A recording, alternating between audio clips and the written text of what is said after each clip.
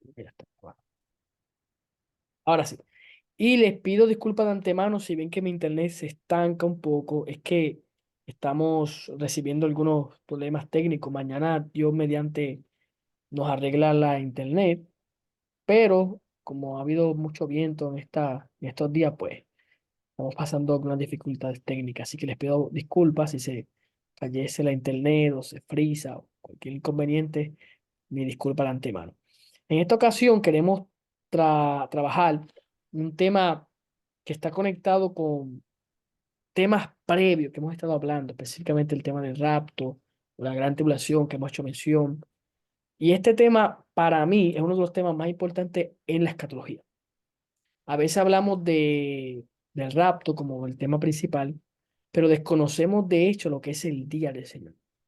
Y creo que si usted va a primera de Tesalonicenses 5, el panorama que se ve del día del Señor está asociado con el rapto que ocurrió, como Pablo lo narra, que ocurriría de forma, digamos, previa al mismo evento del día del Señor. O sea, usted lee 1 Tesalonicenses 4, lee los versículos del rapto, que abarca el 13 hasta el 18, y de momento, y eso lo hablamos, creo que fue en la quinta clase, de momento como que Pablo cambia el tema, no a totalidad, pero vemos que se comienza a hablar del día del Señor.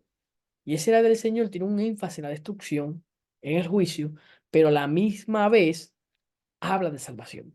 Y este tema es bien importante. Y aquí yo creo, y aquí yo quiero, hay una temática, de hecho, la voy a compartir con ustedes, que se da mucho cuando hablamos de la salvación en la tribulación. Recientemente discutía con un hermano, era más un diálogo, pero él afirmaba que no había salvación para los gentiles en el periodo de gran tribulación. Y yo le estaba preguntando a él qué versículos él utilizaba para dicha afirmación. El hermano me comentaba que él utilizaba Romanos 11:25 cuando habla de la plenitud de los gentiles. Y yo le decía al hermano que en Romanos 11:25 Pablo no está hablando del rapto. O sea, no hay ninguna mención del rapto en el capítulo 11, ni tan siquiera en el 10 o en el 9, donde se va enfatizando el tema de Israel como una nación, como un pueblo. Y de hecho, en el 11 se habla de Israel en una perspectiva futura. Yo le decía al hermano, mira, la plenitud de los gentiles, por lo menos el texto no necesariamente lo conecta con el rapto, pero sí posiblemente con la segunda venida. Y me refiero a la segunda venida específicamente a la manifestación gloriosa. Si uno lee el contexto inmediato, uno puede darse cuenta que cuando ocurre la plenitud de los gentiles, Israel se salva.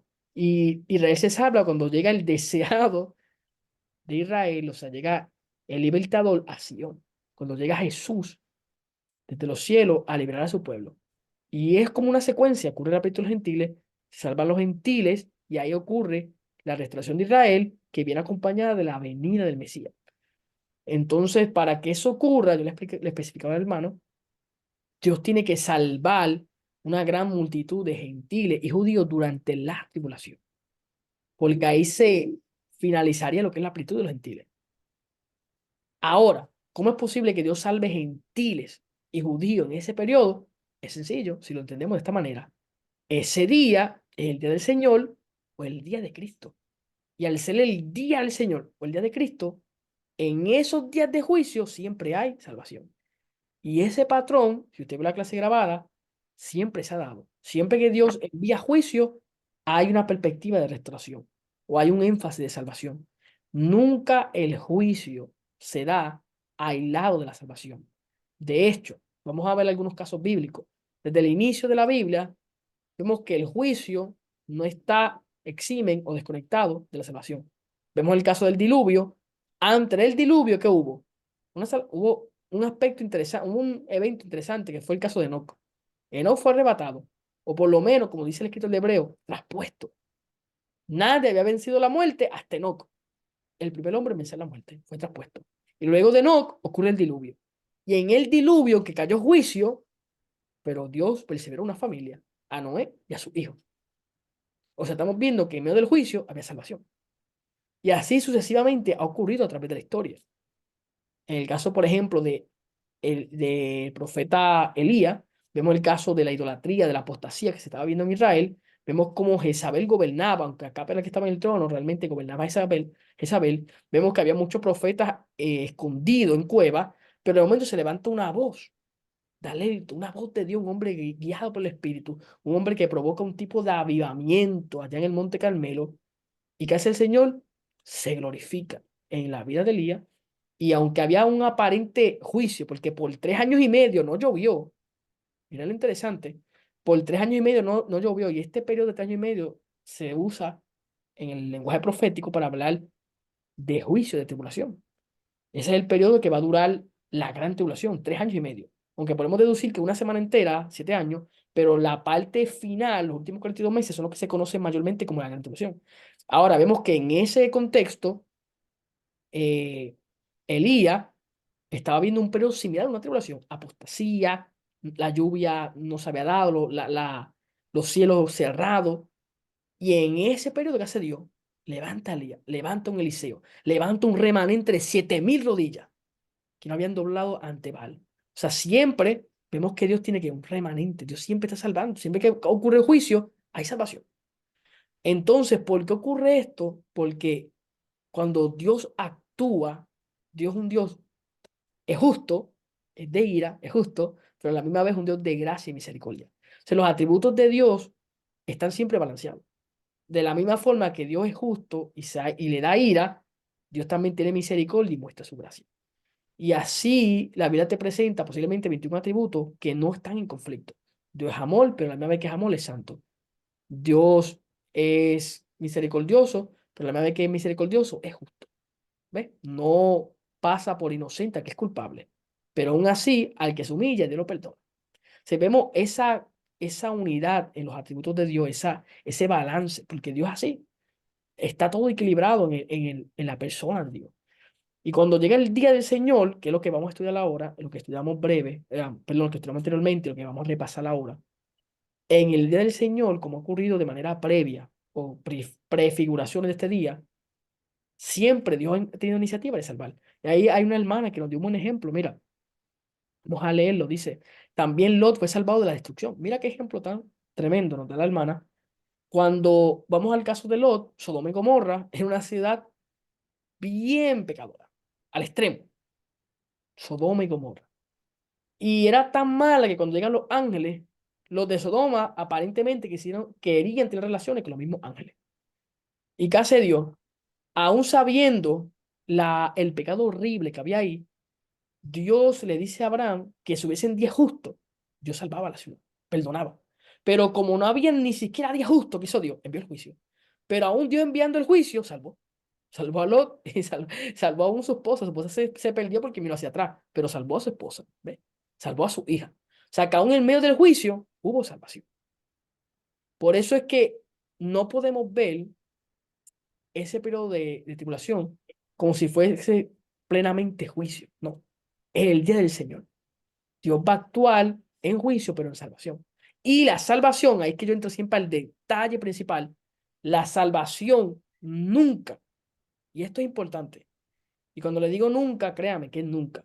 La salvación nunca ha estado limitada a raza étnica. Nunca. Desde que se da la historia de la Biblia, Dios siempre ha salvado por la fe. La fe es la forma de acercarse a Dios. Cualquier persona que tenga fe puede ser salvo. Es la manera de acercarnos a Dios.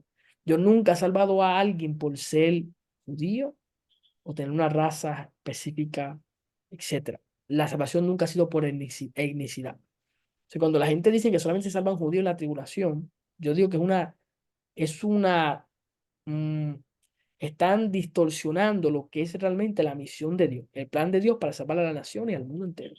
Y en ese plan Dios inicia con Israel, Israel se endurece, y al endurecerse Israel ocurre como si fuese lo que habla el romano. La salvación se extiende para los gentiles y aún extendiéndose para los gentiles, los judíos le causa celo y de momento Dios salvando a los gentiles, de momento los judíos recapacitan y se vuelven al Señor. Y cuando usted va a Romano, Pablo presenta ese panorama que es algo confuso y al final termina diciendo, termina dando una doxología, que es una alabanza a Dios. Dice, espera, lo único que yo puedo hacer es glorificar a Dios por su sabiduría. Es algo incomprensible hasta cierto punto lo que Dios hace. Usa a los judíos para salvar al mundo. Israel, los judíos, no logran ese cometido, pero viene un representante de Israel, que sí es judío, que es Jesús, logra esa misión, pero al lograrla se limita por espacio de tiempo, persona, y le dice a sus discípulos que continúen la misión, se levanta la iglesia, se levanta a través de se levanta a través de la obra del Espíritu, que viene por el ascenso de Cristo, viene del Padre, y por causa de Cristo también, el Padre le envía al Espíritu por causa de Cristo, se levanta la iglesia inicia judía, en Pentecostés casi todos eran judíos, se extiende luego con gentiles, vemos la casa de Cornelio, la iglesia se va ampliando y a medida que se va ampliando, se convierte más en una iglesia gentil. Había muchos judíos al principio, pero a medida que el tiempo fue avanzando, muchos judíos se comienzan a resistir. Y hasta el día de hoy se puede decir que la iglesia está compuesta mayormente de gentiles. Y lo que al principio comenzó como una iglesia judía, hoy día muchos judíos se resisten al evangelio. Aunque hay un remanente de judíos que son parte de la iglesia, que creen en Jesús, en su Mesías, pero hoy día la mayoría de las personas que aceptan o han abrazado el evangelio son gentiles de diferentes partes de todo el mundo. Pero, esto es lo interesante, que a través del evangelio la gente sigue añadiendo al plan de salvación. Y cuando la iglesia está levantada, como quiera, el evangelio va a ser predicado. O sea, la iglesia es levantada, pero no el evangelio.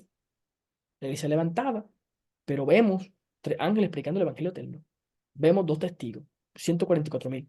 O sea, la iglesia tiene la misión que tiene Jesús, predicar el evangelio. Pero una vez que se vaya a la iglesia, el evangelio va a seguir siendo predicado. Y ese evangelio son las buenas nuevas de que Dios quiere reinar e invita a la gente a que reinen con él. Por lo tanto, en el día del Señor siempre hay salvación, aún en medio del juicio. Así que por eso nunca limitemos la salvación a raza étnica, sino que veamos la salvación como parte de esa estructura del día del Señor. Quizás esto fue un paréntesis un poco largo, pero antes de entrar en el tema quería aclarar esto y simplemente voy a resumir esta clase, que ya ustedes la vieron. Quiero, bueno, voy a verificar si puedo, si yo creo que aquí la pantalla no se ve. Vamos a abrirla así mejor. Ok. Aquí no voy a tocar todos los tipos, pero si usted vio la clase, vamos a hacer por aquí, es que la tengo abierta. Vamos a ver. Ok, modo lectura, vamos a verla así. Puse patrones del día del Señor y me voy a enfocar en la perspectiva mayormente del Antiguo Testamento. Ya en la próxima clase voy a hablar un poco del Nuevo Testamento. Pero lo que quiero enfatizar aquí es que en el Antiguo Testamento ocurren varios días del Señor, pero ocurren a modo de tipo. ¿Y qué es un tipo? Bueno, un tipo es como si fuese algo previo que se revela, digamos, en este caso en el Antiguo Testamento mayormente, que señala a un evento o algo futuro. Ejemplo, en el caso de Enoch, este personaje vemos que es un tipo del rapto, porque Enoch fue arrebatado porque caminó con Dios, creía en Dios en un tiempo difícil donde la gente le había dado la espalda a Dios. Vemos a Enoch. Enoch puede funcionar como un tipo del rapto. O si acaso, volviendo un poquito más atrás, vemos el caso de Abel. Abel fue un hombre que adoró al Señor y que dio sacrificio genuino al Señor. Y esa vida de Abel puede presentar quizás como un tipo de todo aquel que se quiere acercar a Dios con un sacrificio puro. Señala, digamos, quizás el carácter de un cristiano que debe presentar sacrificio verdadero al Señor, no de labios, sino sacrificios que agraden al Señor, con hechos. O sea, a lo largo de la Biblia hay personas que funcionan como tipo. Aún el propio David puede funcionar como un tipo de Cristo o como un tipo del creyente, porque David es un hombre conforme al corazón de Dios. Entonces la Biblia presenta mucho esto. De hecho, el propio Éxodo, este evento del Éxodo, es un tipo de la salvación futura que Dios va a hacer a través del Mesías. Entonces la Biblia está lleno de tipos. Cuando llega el cumplimiento de ese tipo, se conoce como el antitipo. Por ejemplo, en este caso, volviendo a Enoch, Enoc funcionaría como como un tipo de rapto, al igual que Elías, son personajes que pueden funcionar como un tipo, pero cuando llegue el rapto, ese evento ya no es el tipo. Ese evento sería el antitipo, es decir, el cumplimiento de los personajes que prefiguraron este evento. Y quizá usted como que quizás se confunde un poquito, pero esto ya es un asunto que se utiliza más en la hermenéutica, en la interpretación bíblica. Los tipos señalan, en algunos casos pueden ser sombra de cosas futuras. El tabernáculo funciona como un tipo. El sacrificio de Cristo, su cuerpo, es el antitipo. El tabernáculo tenía un lugar santísimo, pero cuando usted va al Evangelio, a través de la vida de Cristo, se rompe el velo y se da acceso al trono de la gracia. ¿Qué significa eso? Que la vida de Cristo es el antitipo, el cumplimiento. Todo aquel que está en Cristo tiene acceso a la presencia de Dios, porque en Cristo hemos sido reconciliados. En su cuerpo experimentamos una reconciliación. En su cuerpo estamos injertados en Jesús. Estamos posicionados en lugares celestes. Tenemos la vida del Espíritu. Estamos vivos en Dios. Entonces, eso es básicamente la dinámica del tipo y el antitipo. Y en el Antiguo Testamento serán tipos del día del Señor. Hay eventos que prefiguran ese día del Señor final que se va a dar en un punto cercano de la historia. Ese día del Señor es lo que nosotros vamos a denominar como la gran tribulación. Pero la realidad es que la gran tribulación está dentro de ese día del Señor. En ese día del Señor van a ocurrir un sinnúmero de eventos futuros. Pero ahora no nos vamos a centrar en ese día futuro. Nos vamos a centrar en los tipos de días que han ocurrido en la historia de la Biblia.